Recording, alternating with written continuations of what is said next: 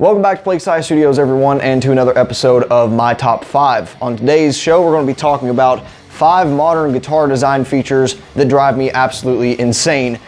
Some of those actually apply to this guitar I'm holding, and some of them were the reason that I bought this guitar compared to some of the competition. This episode is going to be a little bit of a rant regarding a lot of the 7 to 8 string guitar manufacturers, including people like Ibanez, LTD, ESP, and why I chose to buy an Agile instead. Because 2 years ago when I got this guitar, I've been researching for several months, looking at the Ibanez's, the Schecters, all the modern metal guitar player brands, and none of the guitars around the price range I was looking for, even the exorbitant price ranges, matched what I was looking for and had a lot of the features that I want to be talking about today, and which is why I ended up going with an Agile. This discussion will also apply to modern 6-string guitars as well, but a lot of these features I find far more annoying and rant-worthy on extended range guitars, given that they are so niche, and I think they have absolutely no fit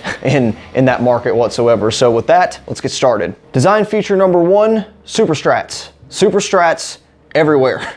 This is definitely one of the features, one of the sins that this guitar commits, and it's not exactly an egregious one. There's a reason that this body shape is so prominent in the guitar industry, no matter what strings you're using. It's a damn good design. Ever since Fender came out with the Stratocaster, there's been hundreds upon hundreds of different manufacturers that have copied the design in some way. And once the Kramers and the Charvels of the world in the 80s started streamlining them, making a little bit sharper corners, Ibanez came on board, starting to do the belly cuts and a little bit better upper fret access. They took off, and they've been a permanent staple in all guitar designs. And it makes sense why 7 to 8 strings continue to use that shape to this day as their regular, base model design. And I get it. I especially get it for someone like Agile, who is so small that it wouldn't make sense to have so many tools and CNC setups to make these different shaped guitars. Whether you're playing live or recording in a studio, it's pretty hard to beat this shape. And I completely understand why some of the more budget tier models, some of the entry level models will be sticking with this, because it's an easier shape to grasp. It is more utilitarian. But let's say you're Ibanez, you have the Stoneman, you have the Iceman guitars. Why wouldn't you try to capitalize on those? All you have to do, make the body just a little larger, maybe change some width dimensions, and you have an amazing looking 8-string. They've been made in the custom shop. Meshuggah uses some of them. LTD, same thing. They have some pretty cool Gibson rip-off shapes, and I don't understand why they don't utilize any of those shapes in production models. This is such a niche instrument, 8 strings and 7 strings, 7 strings to a less degree, but I feel that 8 strings are so niche that whole argument about, well, it won't sell as well. They're not going to sell that great. So why not go the extra step to make something a little bit more unique? Because if you search 8-string guitars in Google and go under shopping, it will be pages upon pages of Super Strat shaped 8 strings. And that doesn't really bode well for your brand. It doesn't make it stick out very well when you can line up 2-3 brands, an ESP LTD, one I actually own, a Schecter and an Ibanez. If you look from this far down, it's going to look pretty much identical. And that's just a little disappointing when you have all of these brands that own really cool shapes that could actually do something with it and balance the weight well. That's another concern with these neck heavy instruments, but a couple weeks in R&D, I think you can figure it out. So I'm definitely getting tired of seeing Super Strats. It's so oversaturated, it feels like the 90s again with 6 and 7 string guitars. I'm hoping that'll take a change, but it doesn't look like it's happening anytime soon. Feature number 2, bolt-on necks. And this isn't something this guitar does, this is a neck through. And I don't even have anything against bolt-on necks specifically. I like them on quite a bit of 6 strings. I've got a Jackson RR3 with it. Obviously the Fender guitars, like a Telecaster, it feels weird without a bolt-on to me. But on an 8-string instrument, I don't really see the point. And I understand on some of the budget models, yeah, of course it's easier. You don't have a finish that could potentially get sticky and slow your hand down. It's easier to manufacture on the lower end models. But specifically on guitars that cost above $1,000, I think it's okay to offer a bolt-on version, but that shouldn't be the one you're going going to, in my opinion. It feels like less of a complete instrument, and that's a bit, a psychological thing for me. But doesn't this look better than a cut to plain maple? And if that doesn't bother you, great. But I think it's a bit inexcusable to be charging $1,000, $1,200 like Ibanez does for some of their iron label guitars, and not at least give you an option to go to a set neck or neck through. Again, it's very much an aesthetic choice for me, and I definitely don't buy into the whole neck through guitars sound this certain way and bolt-ons don't have as much sustain, because a lot of that's been debunked, and even if you can tell, then you're kind of a superhuman. But it just drives me insane that they're charging so much money for these guitars that have the same construction, oftentimes using the same body material, the same neck material as 6-string guitars that cost half as much. It seems more of a, well, everyone else is doing it, so we're going to do it too type of mentality. There's some 8-string guitars that I have seen with bolt-on necks that I do like. Skrvason, Strandberg has some good stuff, but every one of them that I've seen that have been neck through or set neck, I like 10 times better. And on a couple of occasions, it has cost a manufacturer a sale for me because I don't want a bolt-on. It's that simple. I don't understand how there's so little choice. I felt like there was more choice a couple years ago when it came to set necks versus bolt-on necks. So it's definitely an annoyance, and it's just as much of an aesthetic thing for me personally, but I'm sure there's more than one person out there that feels the same way. If you compare the back of this to my ESP, this is much prettier, and it's not much more expensive. Design feature number 3, which is without a doubt the most egregious to me personally, dot inlays. And thank God this does not have them, or else I wouldn't have bought it. I don't get it on 8-string guitars at all. I understand dot inlays for aesthetics on certain guitars. There's like Martin acoustic guitars that I could not imagine without dot inlays. That's their look. I love dot inlays on Fender guitars. Tellys look phenomenal with it. They would kind of look naked without it. Beginner learning guitars, I get it. Some, now anyone who's played guitar for more than a year or two, they're gonna look at the side inlays instead of hovering over on their hand. But, if you're not super familiar with the string placement, you're gonna look at your hand where you're going. I get it. It's a beginner learning tool. Why are we using beginner learning tools on 8 strings? No one should be learning guitar on an 8-string. That's ridiculous. And anyone that buys an 8-string should have a general understanding to not have to look over. And does anyone out there, please answer me truthfully if you do, think that, Ibanez, the iron label, the RG stuff, looks better with dot inlays, or do you think this looks better? In my view, the absolute best way to turn a guitar from sexy instrument to burn it now is put dot inlays on it. And I can't even fathom how to justify it in a manufacturing sense, in a marketing sense, because it's more work. If they would just bypass putting dot inlays, that takes out a couple steps in the manufacturing process. You don't have to carve the wood, you don't have to put inlays, you don't have to let it cure, you don't have to do all these steps, and it looks better. It's less work, it's less cost. So why do you keep doing it? And I see this stuff on guitars that cost $1,000 plus. What beginner is gonna be buying $1,000 plus guitars or learning on a 7 and 8 string? It just makes absolutely no sense. No one looks at them. They're for decoration only on these instruments. And again, if you like them, cool. I'm glad that there's a choice, but the choice is heavily slanted towards what I think are completely ugly fretboards because of it. And for those of you out there that are looking for just a bare fretboard, I bid you good luck, because there ain't many out there. This is one of them, and I know Kiesel, and that's about it if you don't want to lose an arm and a leg on a guitar. So I don't get dot inlays at all. Design feature number 4, locking tuning systems. And this is something that's gotten worse in the past couple of years. When I was looking to buy this guitar, I was comparing it to a Schecter with a Floyd Rose, which no longer exists. You can't find them. I've seen a couple used, but now they're all string throughs with no locks, no fine tuning adjustments, nothing of that sort. Ibanez has a couple in the higher end that still use a freaking bolt-on neck that have, their own proprietary fine-tuning adjustment, all that good stuff. I'm okay with having the offer to not have these systems. This is a Kaler. Agile also makes string throughs, but at this scale length, this is a 28.5 inch scale length, it's actually 0.625.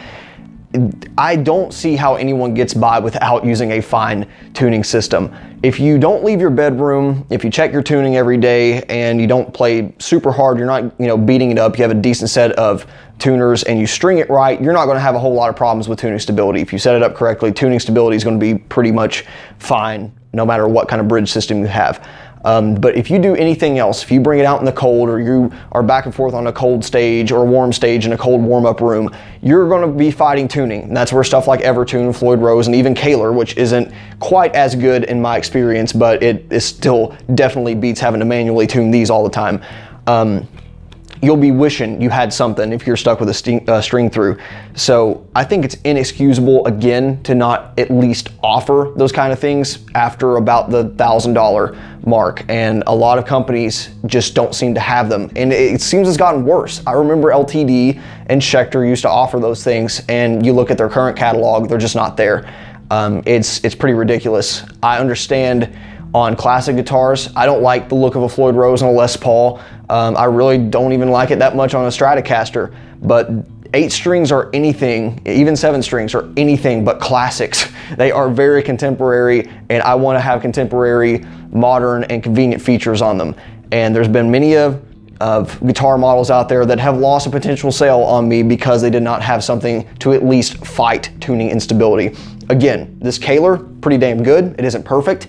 You do have to adjust it every now and then depending on how hard you're striking the strings, but it's a lot better to do a couple millimeters of turn on that and get right back to dead center than fighting tuning machines every day. So it's inexcusable to not at least offer a couple models with something. Fan fret stuff, I get a lot of those tuning stabilities are amazing because of the completely different methodology of how you restring one of those. But for traditional headstock guitars, give us something. Floyd Rose, Edge, whatever you got, it's better than string through. Last but not least, and the feature that's probably been driving me most insane in the past year or so, is active pickups. Active pickups, all the things, because apparently everyone just has a contract with EMG. I don't get it. It used to be like pulling teeth to find even 6 and 7 string guitars with active pickups. They used to be huge, and there's a reason that they are starting to fall out of favor with a lot of people. I have active pickups on these. This came with EMG 808s, and I put some Fishman Fluences in them, which I've not talked about yet, but they are phenomenal pickups, very versatile. But I always knew that I wanted one 8-string with actives and one with passives eventually, and I just sprung for the actives at first, and that's cool. Agile does offer a lot of their models in passive pickup configurations with, and you can buy the EMGs and swap them out with ceramic looking pickups as well if that's what you want, but a lot of these guitar manufacturers like Ibanez don't have any choice except for EMG 808s or 808Xs. And I like EMGs, but for the sound that probably 95% of modern 8-string players are looking for, one of the worst things you can do is put a high output active pickup through a high gain amplifier. It's going to sound like mud. There'll be no clarity, no definition. You want a low to medium output pickup and then boost it later. The reason EMGs got so popular in the late 80s and early 90s was because the amplifiers just hadn't caught up yet. And now the amp gain has so far surpassed what is necessary for EMGs that it's often just overkill. Again, active pickups do have their uses in high gain applications. They're really good for smooth and consistent leads, especially for tapping. If you're doing some animals as leaders type stuff, you'll get a lot more consistency and probably a lot more volume and output on softer taps, and kind of gives you a bit of a compression effect, which may be wanted. That's probably not wanted at all on your rhythm playing though. It's going to mud up your bottom end, and you won't hear a lot of definition in the lowest F or B flat string or whatever key you're playing in. So I don't really get why all these manufacturers are selling EMGs as the standard. In my mind, it would be cheaper for the manufacturers to sell their own OEM passive pickups, just an 8-string version of whatever they put in their lower end guitars, or even, their higher end guitars, depending on what they're offering. Or they could just buy stuff like the DiMarzio 8-string pickups. Everyone has their own version of it. Seymour Duncan does. I don't get why they're going for, $120 plus active pickups in instruments that are not suited for it whatsoever. I guess in the bedroom level, if you're playing through some, practice amp that's not designed to handle these low frequencies in the least, maybe it'll sound better, and maybe that's what demographic they're going after. But over the $1,000 mark, again, why are we using that as the standard? I'm all for having it as a choice. 808s with an 18 volt mod, 808Xs, some are Duncan blackouts. They can sound really good. And I do enjoy their tonal signature. And I really like the different voicings on these pickups. But for rhythm playing, for that modern crunch I'm looking for, a lot of the times I still think, man, I can't wait to get another guitar with passive pickups, because you don't get the same kind of dynamics out of actives as you do with passive pickups, which is what most 8-string players are looking for.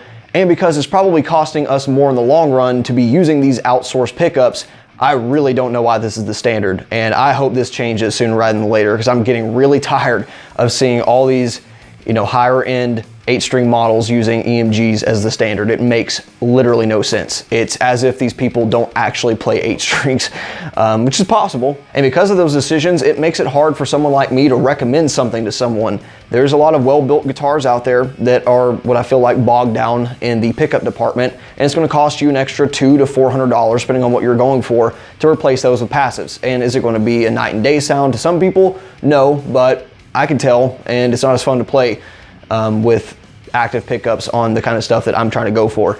So that one is an absolute no-brainer to me. Why are we throwing extra money at something that doesn't sound as good? So that'll do it for this episode. I imagine some of you out there share my frustrations with this contemporary 7 and 8 string market. Hopefully it'll change. Hopefully, supply and demand will eventually start turning the tides, because I see a lot of people on forums echo these sentiments, but the market's not reflecting that. And I guess that's why a lot of these smaller custom shops keep rising. That's why you keep seeing Agiles and Halo guitars and Kiesels and Strandbergs, Scrivasons, even if they are really expensive. I see just as many, high-end players, I guess, playing those type of guitars compared to even custom shop Ibanez's, LTDs, that sort of stuff. So, yeah, it's not a great time to be buying a new 8-string if you're looking for that sort of thing. Good luck. That's all I can say. This isn't perfect either, but it got me close enough, and hopefully next time I'm in the market, I'll find something that hits all those check boxes. If I do, I'll let you know. So thanks for watching. We will see you next time. Bye.